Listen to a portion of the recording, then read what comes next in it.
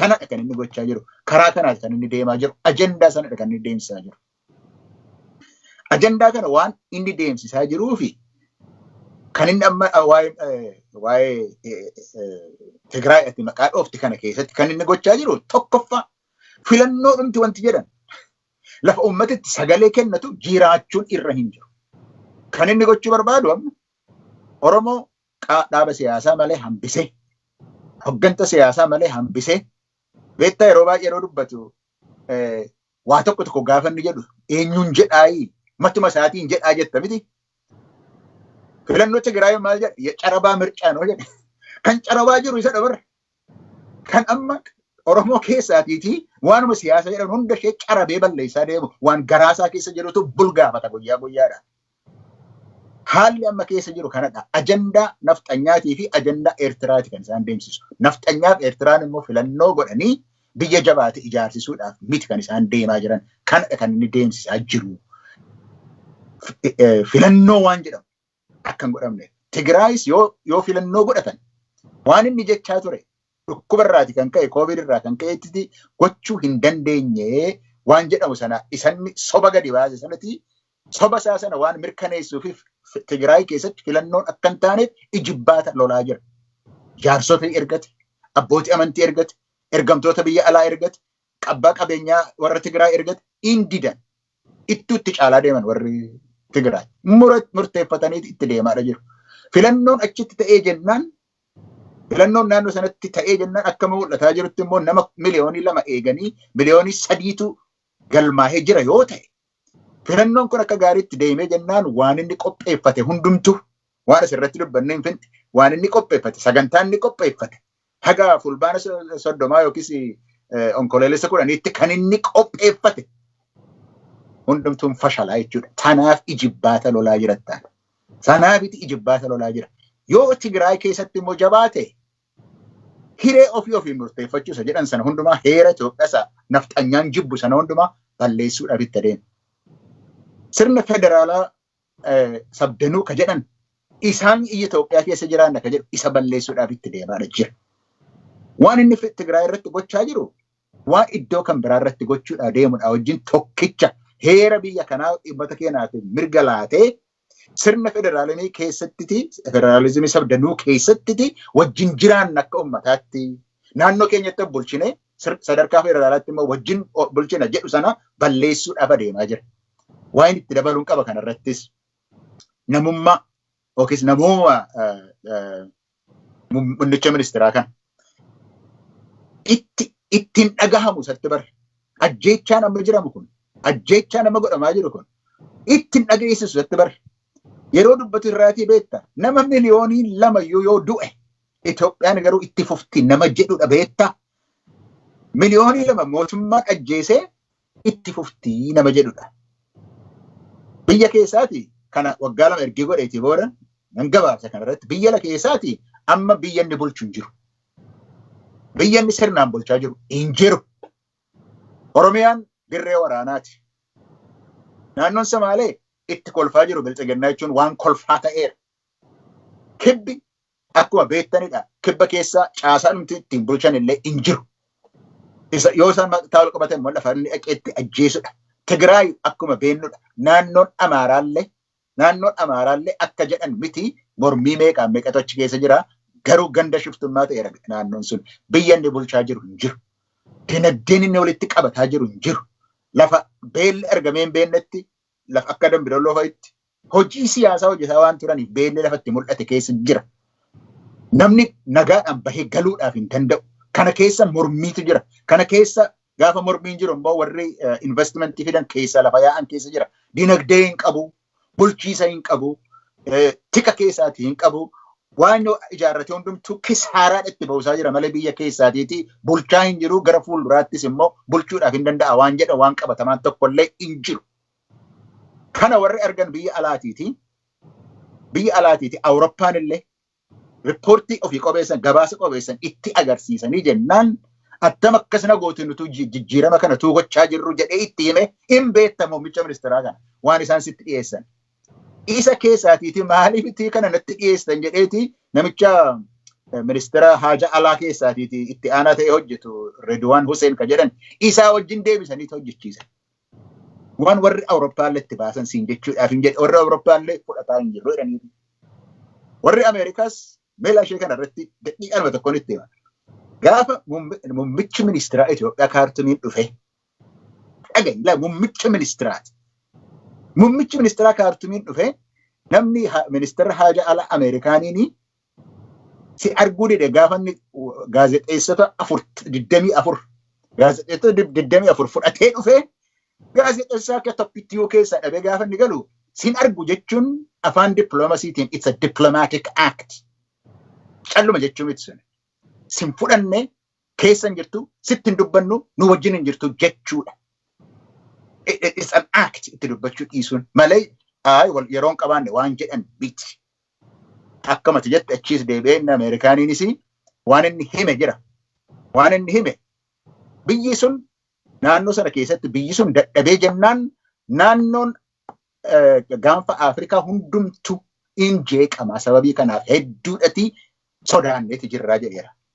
Awurooppaanis beeka, Ameerikaanis beeka, amma gaa biyya keessaati dadhabbii isaa kanaafi biyya alaa keessaati immoo deggeran qaba inni jedhu hundumtuu gaafa harkaa bahu sanaafiti sibiila uffatee deemuu jalqabeera ittaana haalli keessa jiru kanadhaa dubbiinsa xaxaa baay'ee keessa jira.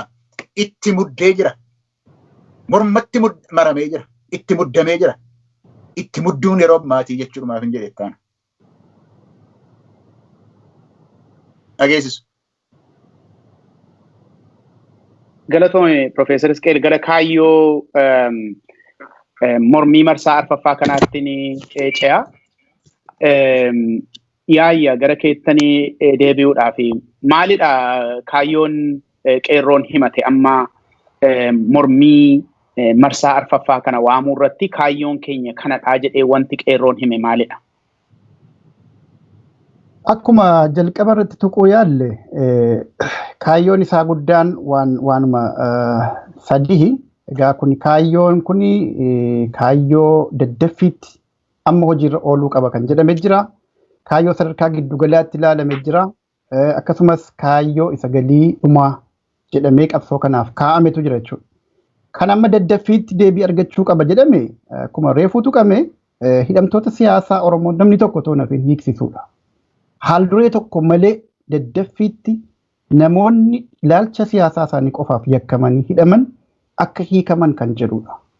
Kuni ergaa jabaa amma deebii argachuu qaba jedhamee ibsa kana keessatti kaa'ameedha akka agarreetti jechuudha. Akkasumas labsiilee marsaalee amma duraa keessattis ka'aatu dhufe mootummaan kun deebii gahaa hin kennine ammas taanaan amma deebiin dhimma kanarratti gahaatti kennamutti sadarkaa duraa irratti taa'ee jira jechuudha gaaffiin kun. Kan lammaffaa humni waraanaa Oromiyaa keessa akka malee bal'inaan hidhatee qubatee jiru Oromiyaa gadhiisee gara kaampii isaatti akka deebi'u kan jedhu qaba. Egaa akkuma beeknu reefus tuqnee jirra. Oromiyaa humna waraanaatiin cabsanii sagalee Oromoo kana humna waraanaatiin ukkaamsanii bulchiinsa isaanii kana seerawaa fakkeeffatanii agarsiifachuudhaaf yookiin gajjabeeffachuudhaaf karaa fagoo deemaa jiran qabeenyaan guddaan bajanni mootummaa jira jedhamu hundi hidhattoota kana poolisaa ta'uu humna raayyaa ittisa biyyaa ta'uu jara kanaaf oolaa jira jechuudha. Mindaa isaanii malee durgoon guyyaa guyyaatti jaraaf bahaa jiru yeroo itti keessumattuu labsiin akkas godhamu yeroo labsiin akkanaa kun dabree Oromiyaa keessatti muddaa seenan adda addaa kanatti durgoo gurguddaatu ramadama kan jedhu odeeffannoo qabna jechuudha. Miseensota poolisaatiif raayyaa ittisa biyyaa Oromiyaa keessa qubataa jiran kanaaf. Egaa bakka gariitti lakkoofsi isaanii lakkoofsuma uummataatiin sadarkaatti walgitutti baay'inaan qubsiifamaa jiranii jarri kun hundi meeshaa ukkaamsaa sirna kanaatti sirna nafxanyaati waan ta'aniif nurraa bahanii kaampii waraanaa isaaniitti deebi'uu qabu. Kan jedhudha tokko gaaffiin lammaffaa irratti kaa'amee jiru jechuudha. As keessatti kaayyoon isaa guddaan tokko. Inni sadaffaanii fi inni kaayyoon galii waliigalaa jedhamee kaa'ame akkuma reefu dubbanne kanas mirga hiree murteeffannaa uummata Oromoodhaa kabajsiisuudha. Amma waan takka achi qabu as qabu waan hin barbaachifne gaafiin uummanni Oromoodhaa garaa bal'atee waliin buluu wayya jedhee obsee turfatee dhiisee jiru gaaffiin hiree murteeffannaa buruqfamee itti himamu akka qabu kan jedhu qabaachuudha itti qeerroo kun. Amma duras kaasaniiru qeerroon ibsa isaanii keessatti waan kana ammas kanuma jala muranii ibsaa jiranii jechuudha. Uummanni Oromoo gaaffii isaa sirriitti beekuu qaba. Sirna nafxanyaa kaleessa mataarra nu ture. Ammas mataatti nu deebi'ee konsolideet of gochaa jiru. Kana karaan ittiin ofirraa dhahanuu fi gaaffiin gabaabduun gaafachuu qaban mirga hiree murteeffannaa keenyaan nutu murteeffachuu qaba. Mirga kana immoo hojiirra oolfachuu qabna kan jedhu ta'uu qaba. Kuni yeroo itti akkuma reefu dubbatame naannoon Tigraay gama isaatiin mirga isaa falmachaa jiru yookiin immoo walabummaa yookiin mirga akka naannootti qaban sana karaa filannoo yeroo barbaadanitti yeroo isaa eeganii gaggeeffachuutiin mootummaa federaalaa kana wajjiniin hidhanni jiru hidhata fedhii uummata Tigraay irratti dhaabbate qofa ta'uu qaba jedhanii murteeffatanii deemaa jirantu jira jechuudha. Yerootti Oromoonis yookiin qeerroon Oromoos gaaffii kana gaafatutti jechuudha. Mirgi hiree murteeffannaa heera amma hojiirra jiru kana keessatti mirga kabajamaadha. Mirga hojiirra jiru. Mirga eenyu danquu hin dandeenye jechuudha. Mirga kana kan qeerroonis gaafachaa jiru. Warra qawwee hidhatee gahummaan of tiksee yookiin of jaaree jiruuf mirga kana gaafachuun haqa akkuma ta'e hunda uummanni Oromoos yoo hidhannoo akkasii hin qabne akka sabaatti ijaaramee jiru karaa nagayaan falmachaa jiru mirga kana kabajsiifachuuf ka'umsa yookiin gahummaa guddaa akka qabu agarsiisaa jira jechuudha. Gaaffiin qeerroon dhiyeessaa jiru guddaanis mirgi kun hojiirra nuu ooluu qaba akka saba Oromootti kan jedhudha. Kana jechuudha akka kaayyootti ani kanani ibsa kana keessatti argu gabaabaadhumatti. Galatoomii yaayyaa Profeesar Isqeel waa'ee kaayyoo qeerroon amma waamicha kanaan wal qabsiisee kaase irratti yoo yaada kee gabaabsitee nuuf kaaftee gara yaada keenya isa xumuraatti dabarra. Kaayyoon amma kaa'ame kun galmi inni xumuraasa ta'uu inni ariitiidhaan haal duree tokko malee raawwatamuu qaba kan jedhame waa'een hidhamtoonni yookaan immoo hayyoonni fi hooggantoonni Oromoo dargaggoonni haawwan jaarsoliin hidhaman nuuf hiikaman kan jedhamu walumaa galatti gaafa walitti qabamee ilaalamu kaayyoon lafa kaa'ame kun hiikni isaa maalidha? Hiika isaa irratti yoo yaada gabaabaa nuu laatte gara gaaffii keenya isa dhumaatti dabarra. Waan baay'ee waan itti jedhuun qabu waa'ee kaayyoo irratti waan himame yeroo gabaabaa, yeroo giddu galeessa, yeroo dheeraa keessatti kan jedhame irra darbe garuu mootummaanis waa hubachuutu irra jira, hiikarraa argatuutu irra jira kanarraati. Itti laafaa hin jiru. Ergi jalqabe itti muddaa, itti baay'ataa, itti bal'ataadha jira malee itti laafaa hin jiru. Sitti laafaa hin jiru mootummaadhaan. Tokkollee sitti laafaa hin jiru. Waan amma sirrii dubbanne biyya alaatiis haa ta'uu, biyya keessaas haa ta'uu, marsaadhaan itti deebi'ee obsayyuu dhabe kan itti deemaa jiru. Waan haaraadha kun. Waan haaraadha. Marsaadhaan itti muddaa waan deemuu fi waan oolu miti. Kanaaf wanni irraati argachuun irra jiru itti bal'ataadha deemaa jira. Injifannootti itti dhiyaataadha jira uummanni Oromoo. Sababa kanaatiif kana yaadee uummanni Oromoo itti deemaadha jira. Sababiif uummanni Oromoo kana kan inni hubachuun irra jiru hiika kan inni irraa kennaa jiru dadhabbiinsaa kun hundumtuu hidhamtoota kanas inuma hiiksisa. Hiree ofiis inuma murteeffata. Waan irraa deebi'uun qabu. Laali. Faffaca'iinsi yaadaa uummata Oromoo keessa karaa siyaasaatiin faffaca'iinsi jira ture. Har'a garuu dhumeera.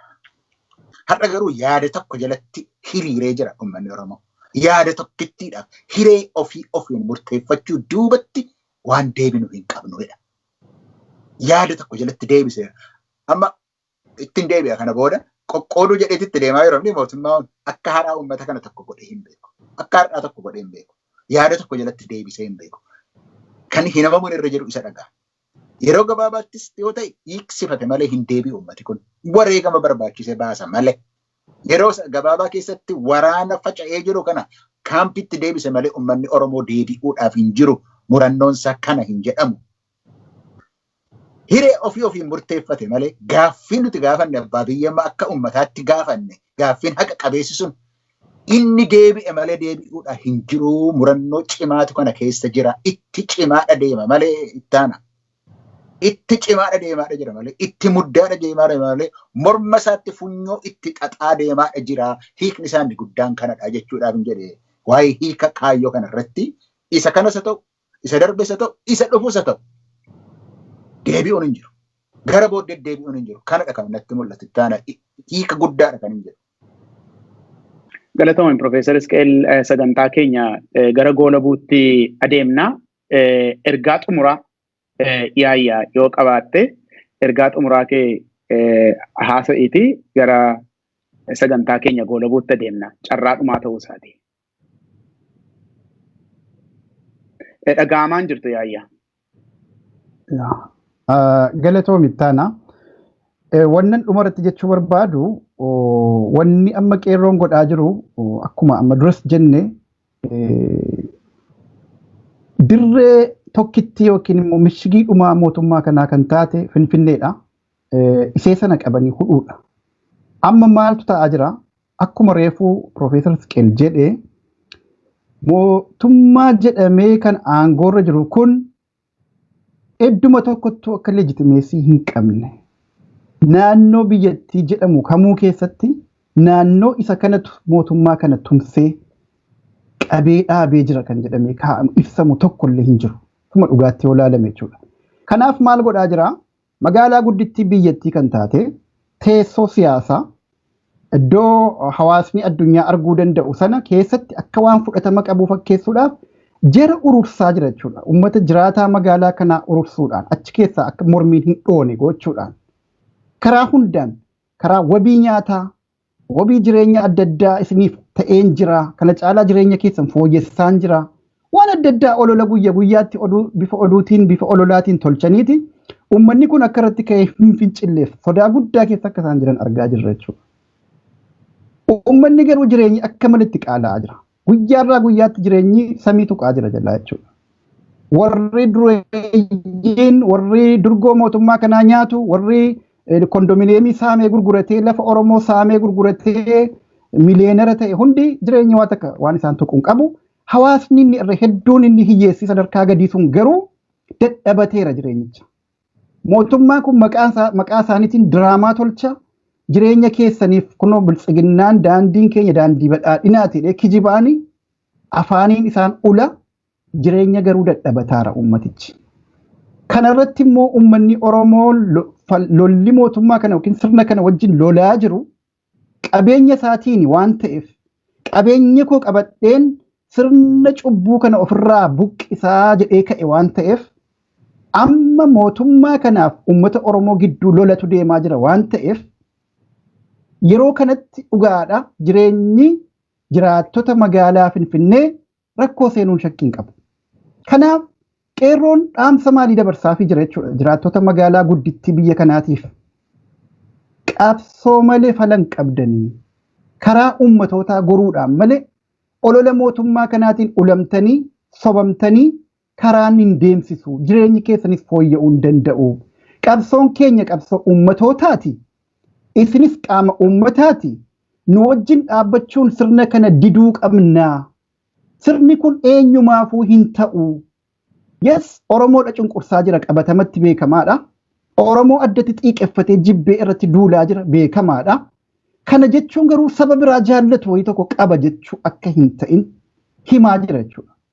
Kanaafuu biyya kana keessatti waliin jiraanna yoo ta'e yookiin mirga hiree keenyaa murteeffannee mata mataattis jiraanna yoo ta'e jaalannee jibbinee ollaadha walitti hirkoodha. Daangaa siyaasaa gidduu keenyatti tolfannus ollaadha. Daangaa siyaasaa dhiifne siyaasaa waloo kontiraataa siyaasaa haaraa tolfannus waloodha jireenyi keenya. Kanaaf ummatoota kana wajjiniin diinummaa kan hin qabne ta'uu jireenyi ummata Oromoo miidhu tokko immoo ummata ollaasaas kan fayyadu akka hin ta'in sirni amma aangoorra jiru kun immoo ummatoota walitti diinomsee dhiiga wal dhangalaasisee ofii isaatiif abbaa araaraa abbaa nagaa of jechisiisee aangoorra bubbuluu barbaada. Kaardii kana jalaa gubuu qabnaadha jechuudha. Kanaafuu wanni dhumarratti jedhaa jiru maalinni Finfinnee irratti xiyyeeffataa jira qabsoon Oromoodha. Finfinnee irratti yeroo xiyyeeffatu kanammoo waan Oromoon qabeenya isaa qabatee ittiin lolachaa jiruuf jecha dhugaadha. Mootummaan kun jireenya jiraattota magaalaa Finfinnee perfect gochuu abadan hin danda'u. Haala Oromoon falmaa jiru kanaan keessattuu qabeenya isaatiin lolataa jiru kana keessatti. Kanaaf ergaan qeerroon dabarsaaru guddaan ummatoonni hundi nu faana dhaabbachuu qabu. Keessattuu jiraattonni Finfinnee gaaffii kana kaasuu danda'uu qabu. Haala kanaan furmaanii dhufaan jiru ummata Oromoo wajjinis nagaan bu'uu qaba. Hogganoota siyaasaa Oromoo wajjin gatta'amee dubbatamee falli tokko hin dhufu taanaan nutu gidduutti rakkachaa jira. Kanaaf furmaata barbaanne nutis mootummaa kanarraa gaaffii qabna kan jedhutti isaan dhiibaa deemaa jira jechuudha qabsoon qeerroo kuni. Kan ta'uu qabus immoo kanan jedhee yaada jechuudha akka yaada mataa kootiitti dabaluudhaaf. Qeerroon illee kana sirriitti irratti hojjechuudha qaba. Oromoon kophaatti miidhamee ollaan biraa kophaatti jannata keessa jiraachuu hin danda'u. Jireenyi keenya walitti hirkataadha. Yookiin kan biraa kophaatti ollaa kanatti miidhamee Oromoon kophaasaatti jireenya bareedaa jiraachuu hin danda'u.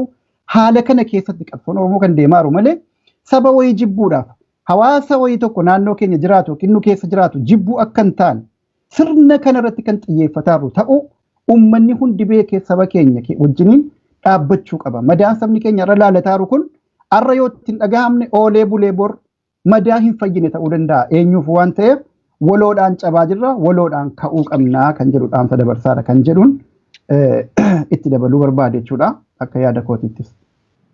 Galatoomii yaayya. Profeesar Iskeel dhaamsa xumuraa carraa dhumaati. Dhaamsi xumuraan har'a qabu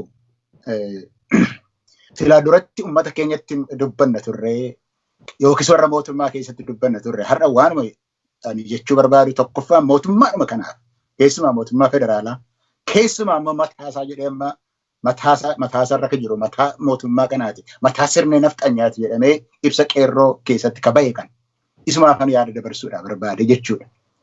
Mundichuma ministeeraa kanaatiitiif. Yeroon kee dhumeera. Toftaan kee dulloomteetti. Akkuma alii biraa toftaan kee dulloomtee jedhe kan hin dubbate. Toftaan kunis dhumeera harkaateeti. Hojjetaa hin jiru. Tas irratti barreeffameera afaan inni beekuun silaa nama amantiiti waan jedhuuf afaan inni beekuun jedhuudhu maal jedhu katabbiinsaa girgiddaa irratti mul'ateera isa jedhan jedhu.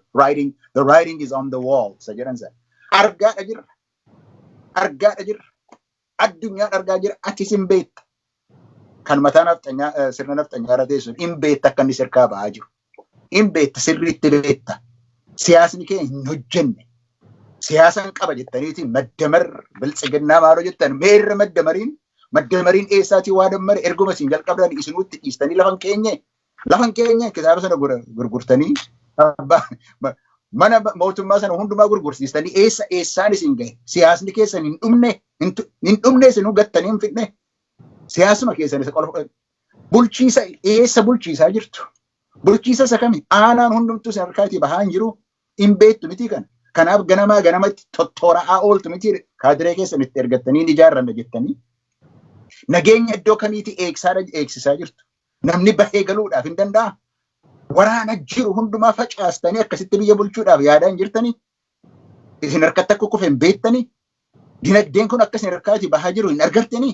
Maal godha soba hamma ammaallee jedha muummichi ministeeraa yeroo odeessu. Haga ammaa galiin mootummaa kanaa galee hin beeku akkasumatti sobaniif.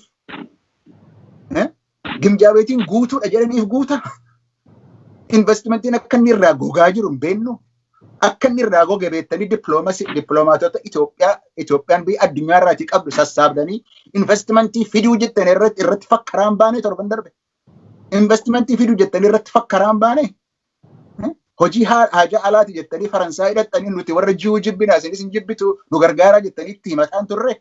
Warra Raashaatiin qawwee nuu kennaa jettanii itti gaafataan turre itti deemtanii silaasoo hundumtuu abbaa irreedha barbaada abbaa irree barbaachuudhaaf itti deemaan turre qawwee dhabde jettanii. Warra Ameerikaa immoo waan isin kana gootaniif jecha isinirraati baqataan jiranii warri World Bank isinirraati baqataan jiranii warri liqii isinii laannoo jedhanii sadii keessaatiin lama kan isinii laannoo waan pilaanii isin maammata lafa isin keessatan sun hojjetamaa hin jiru. Liqiinis mataarra isin galagaleera sababa kanaaf isinii laannu isiniin hin jenne hin beektu hojjetaa hin jiru. Hin beekta. Innis beekan achi saba duwwaadha wanti ta'u hin jiru. Toftaan dulloomteetti hin jedhe toftaan mootummaa kana akka ture maal ture? Ummata qoqqooduun turre. Ergi gaafa aangootti ol baheeti jalqaba ummata Oromoo kana qoqqooduu walitti naquudhaaf hin turre. Hacaaluu ajjeesuun Hacaaluun naannoo tokkorraati Hacaaluun kan biraa jettanii walitti naquudhaaf hin turre hin taane miti beektu miti. Shaashamanneetti Amaara ajjeesamee jettanii Amaaraaf Oromoo walitti naquudhaaf hin turre isinii ta'eera. Toftaan keessan dulloomtee hin jirtu hin beektanii. Kana'oo beektu maa wajjin rakkattu. Toftaan keessan feesbuukii maal isinii godhe? Afaan Oromootiin barreessaa jira. Oromoon gaaffiinsaa deebi'eedhaaf nuun jedha barga. Amma ittaan dhiyoo kana illee agarsiisteetta. Afaan Oromootiin ta'in hiika afaan Oromootiin inni isin barreessaa jirtan maal isinii godhe? Eessaan isiniin ga'e? Hin gahu Oromoo bira ergaan keessan. Hin beektani ka afaan Oromoo waan akka inni ta'e eessaasu maal isinii godhe? Miidiyaa dhuunfattanii dookumentarii meeqa isin irratti hojjettan eessaan isin ga'e? Hin beektu miti. Toftaan keessan isin harkatti hin dulloomne. Hin beektu kan hundumaa. Mee muummicha ministeeraa kanaatiin jedha. Muummicha ministeeraa kanaatiin barsiisa amantii kee keessaati jedha. Kan sibiilaan ka'an sibiilaan darbuu jedha. Maa irraanfatta isa? Maa irraanfatta isa? Kan sibiilaan ka'u jedhu ogummaadha. Ogummaa duwwaa miti garuu dhihoo kana nagarree. Kan sibiilaan ka'an hundumtuu sibiilaan akka isaan darban nagarree uummata Oromoo irratti maa sibiila gadi fudhatte. Ofiitii sibiila uffatanii jiraataniitiif jiraatu isinitti fakkaata. Sibiila uffataniif sibiila ta'u isinitti fakkaata. Sababa kanaatiif isinuu yeroon keessan dhumteetti. Toftaan keessan dulloomteetti. Sababa kanaatiif ofumaan yeroo nutti hin dheeressina. Ummati Oromoo itti muddaadha jira malee manatti deebi'aa hin jiru. Sibiilli keessan eenyunuuf deebisaa hin jiru. Sibiila keessan deeffadha. Eenyu kan sibiila baasi jedheen Masfin Waldamaariyaamtu gaafa Oromootti gadi baafatu Masfin Waldamaariyaamtu sayifeen mizas jedhe. Masfin Waldamaariyaam sayifeen mizasiin jedhe sibiila kee gadi baafatte maal sii godhe? Hamma ammaatti naannoo gara lixaattis gara libaatti waggaa lama irratti deemsisaa turte. Oromiyaatti gatiitti baafatteefi Oromoon naa deebi'a jetteeti kan sibiila baasan kan sibiila ol fuudhan sibiilaan darbu. Dhaggeeffadhu barsiisa amantii keeti. Isa dhaggeeffadhuuti irraa deebi'edha. Ergaan ani dabarsuu barbaadu har'a kallattii dhumaanii gara sanatti hidhettaa. Galatoomi Profeesar Isqeel. Anis wantoota gaggabaabduu lamaan sadan tokko jedheetanii sagantaa keenya xumurraa egaa waamicha kana kan waammatee qeerroodha. Waamicha keessan isa ofii waammattan jabaadhaatii galmaan ga'aa waanuma jedhu qabna. Dhugaadha qabdu. Uummati keessan dhugaa qabaa, isinis dhugaa qabdu. Oromoon dhugaadha qaba. Kanaafi wanti isin waammattan, waamichi isin waamtan marsaadhaan kan isin waamaa jirtan dhugaarra dhaabbata. Haqa uummata Oromoorra dhaabbata. Haqa namaa barbaacha miti. Haqa Oromoo barbaachatu waamicha waamaa jirtu. Ituu qawween isinitti qabamu, ituu isinitti roorrifamu, ituu hidhamtanii waamicha taasisuun dhugaa waan qabdaniifi. Kanaaf dhugaa keessan kanarraa hin deebi'ina. Dhugaan hin injifata waan ta'eef. Injifataa jirtu. Dhugaanis immoo hin injifata waan ta'eef dhugaa kanarraa hin deebi'ina. Oromoon dhugaa qaba waan ta'eef. Dhugaa qabdu. Sochiin keessan, hawwiin keessan hundumtuu dhugaarra dhaabbata. Kanaaf dhugaa kana isa qabattan hin gadhiisinaa. Waamicha keessan akka wal waamtan kanatti hojiirra oolfadha. Dhugaan keessan maalirra dhaabbata? Gaaffii barootaa, hawwii barootaa uummanni kun dhalootatti dabarsaa dhufe kan inni gatii guddaa itti kaffalirra dhaabbata. Wanta samii keessaa gad roobe miti, wanta lafa keessaa biqile miti. Wanta abbootiirraa isinitti kennamedha. Dhugaa Oromoo kaleessarraa har'atti darbedha. Dhugaan kun immoo hin injifata. Kanaaf dhugaa keessan galmaan ga'adha. Marsaa kana akkuma itti wal waamtan karaa keessan cufadha. Cufaa waliin jettaniittu karaa keessan cufadha. Akkuma kanaan dura marsaa isa darbe keessatti gootan karaa aanaa keessan keessa darbu bakka barbaaddanitti halkan ka'aa cufadhaatii rafa. Isa magaalaa keessan keessa darbu cufadhaatii rafa. Wal gaafadhaa karaan aanaa kana keessaa cufameeraa qaammee tokkorraa kaasee karaan cufaadhaa. Erga qeerroon jedhee uummanni Oromoo hundumtuu kana hojiirra oolchuudha jechuudha hojiinsa. Kanaaf dhugaa qabdu. Dhugaa keessan kana akka galmaan ga'amuuf waamicha marsaa kana jabaadhaatii hojiirra oolfadhaa kan jedhudha inni jalqaba. Inni lammaffaan isa sila Profeesar Isqeel kaasen irra deebi'ee yaadachiisumaaf kaasa waa'ee abbootii amantaa jaarsolii biyyaa yookaan maanguddootaa fi abboota gadaa itti gaafatama qabdu. Itti gaafatama ifaadhaa fi ifa galaa ta'e qabdu.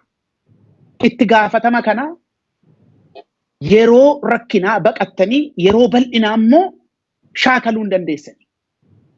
Dhugaadha waan ta'eef itti gaafatamummaan keessan isinis dhugaarra dhaabbata waan ta'eef yeroo dhiphinaa itti gaafatamummaarraa baqattanii yeroo bal'inaa immoo itti gaafatamummaa kana shaakaluu hin dandeessani. Dhugaarra dhaabbata waan ta'eef dhugaan gaafa dukkanaa baqatee gaafa ifaa duwwaan hojjetu. Dhugaan dukkanattis ibseetu ifa fida waan ta'e. Kanaaf abboonni amantii wanti abbaa amantii isin taasise uummanni kun jiraachuu isaati. Uummanni kun hin jiru taanaani nama irratti abbaa amantii taatan hin qabdan dhume. Uummanni kun jiraachuurra dhaabbata abbaa amantii ta'uun keessan. Abboonni gadaas abbaa gadaa jedhamuun keessan waaqarraa gadi bu'e miti yookaan lafarraa biqile miti. Uummata kanarra dhaabbata. Fayyummaa uummata kanaarra dhaabbata. Nageenya uummata kanaarra dhaabbata. Milkaa'ina uummata kanaarra dhaabbata abbaa gadaa ta'uun keessan. Abbaan gadummaa yeroo milkaa'inaa, yeroo gammachuu, yeroo nagaa duwwaatu hin ta'in, yeroo lolaas, yeroo dhiphinaas abbaan gadaa abbaa gadaa. Kanaaf itti gaafatamummaa keessan ba'a yeroo Oromoon qabsaa'utti. Amma wanti waliin dhaamu hin jiru. Wanti wal makate tokkoyyuu hin jiru. Gar tokkotti qulqullaa'eera dubbiin hundumtu. Kan walitti ba'ee nafxanyaadhaa fi uummata Oromooti. Gidduu kanatti gidduu dhaabbachuu hin dandeessan. Jaarsummaa dhaquus hin dandeessan. Maaliif diinatu qe'ee irratti dhufee Oromootti bobba'e. Oromoon mana namaa hin nanne. Nama najjeesne dhugaa namaattis hin dabarre. Qe'ee isaa irrattitu saamtuuf hattuun qawwee guurratteetti yaade. Kanarratti abbaan gadaa taa'ee ilaaluu hin danda'u. Abbaan amantiis taa'ee ilaaluu hin danda'u. Ani kana sochii siyaasaa keessaa walaba wanti jedhamu yeroo kana keessa jiraachuu hin danda'u. Maaliif kan ta'aa jiru sochii siyaasaa duwwaa miti.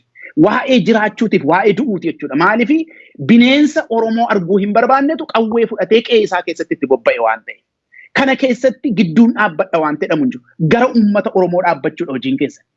Geggeessuudha uummata kana. Gorsuudha karaatti agarsiisuudha. Qabsoo isaa irratti jechuudha. Hojiin keessan yeroo ammaa yeroo rakkinaa kana yeroo dukkanaa kana keessatti kanadha waan ta'e.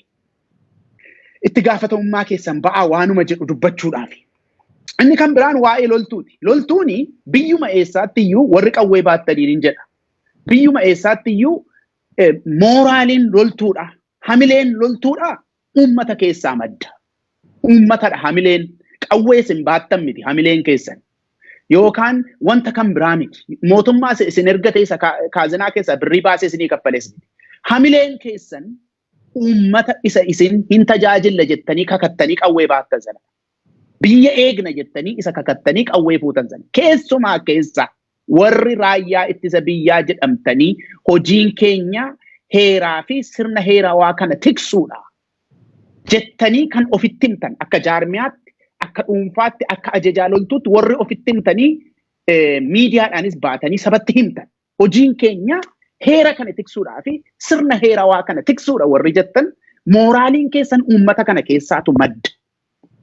Yaadadha loltuun dargii hamma kana baay'atu hamma kana jabaatu loltuu mekanaayiziin hamma naga'u kan injifatame wanta qawwee dhabeef taaktikii waan waldhaale miti.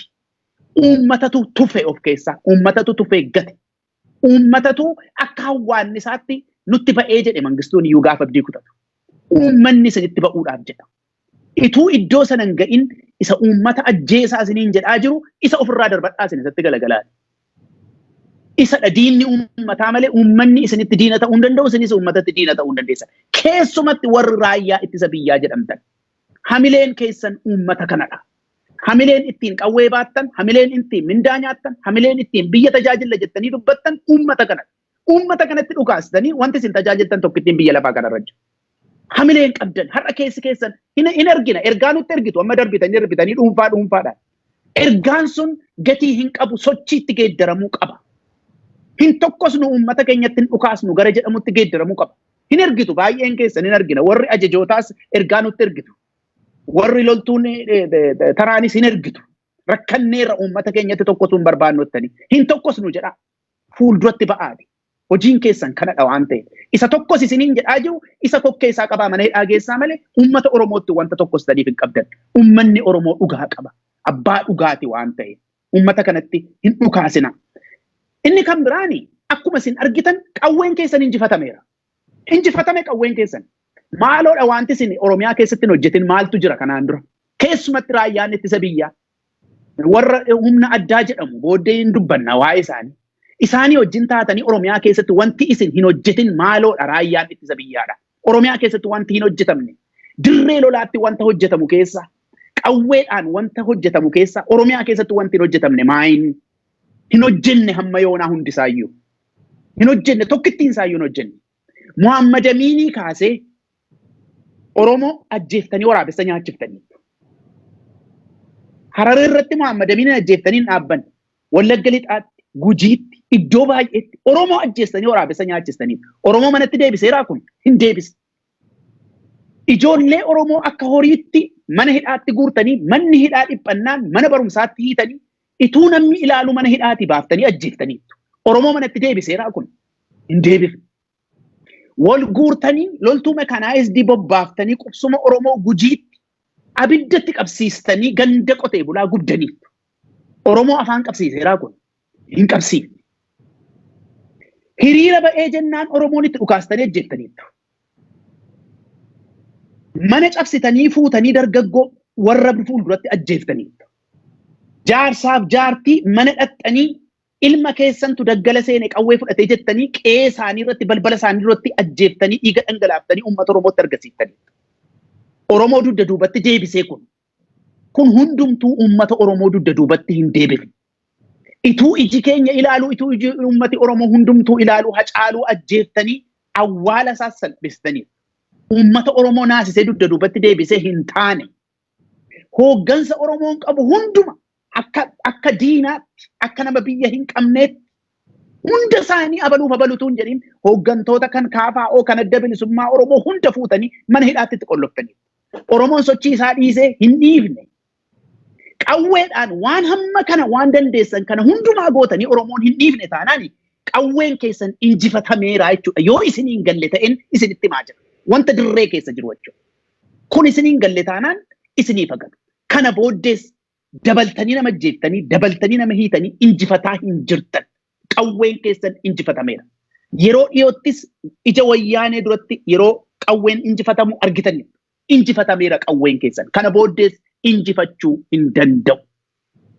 Kanaaf qawwee keessan yoo gatiinuu baasa jettan biddeen keenyatu qawwee kanaa hojii walitti dhaadha yoo jettan isa tajaajila keessan balleessaa jiru. Namicha nafxanyaa sirna nafxanyaa gadhaabuudhaaf kan Oromoo lafarraa fixuudhaaf ka'e isa qabaa mana hidhaa galchaa. Isa qabaa mana hidhaa galchaati isa seeratti dhiyeessa.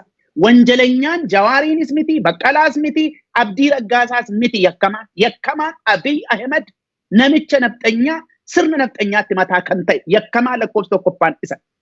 Biyya sana keessa yakkamaa kan biraan hin jiru. Isaa gaditti jira yakkamaan hundumtuu yakkamaan tokkoffaan Abiy Ahmed. Isadha kan qabamee mana hidhaa galee seeratti fuulduratti dhiyaachuu kan qabu Abiy. Kanaaf isarratti xiyyeeffadhaa uummata Oromoo dhiisaa. Uummata Oromoo isin injifateera. Ammas dhiisaa hin jiru uummata Oromoo. Dhiisaa hin jiru. Uummanni Oromoo har'a miti dur nafxanyaadhaaf jilbeenfatee hin beeku. Ammas jilbeenfachuu hin danda'u uummanni Oromoo. Poolisiin Oromiyaa ija keessan banadhaa. Ija keessan banadhaa.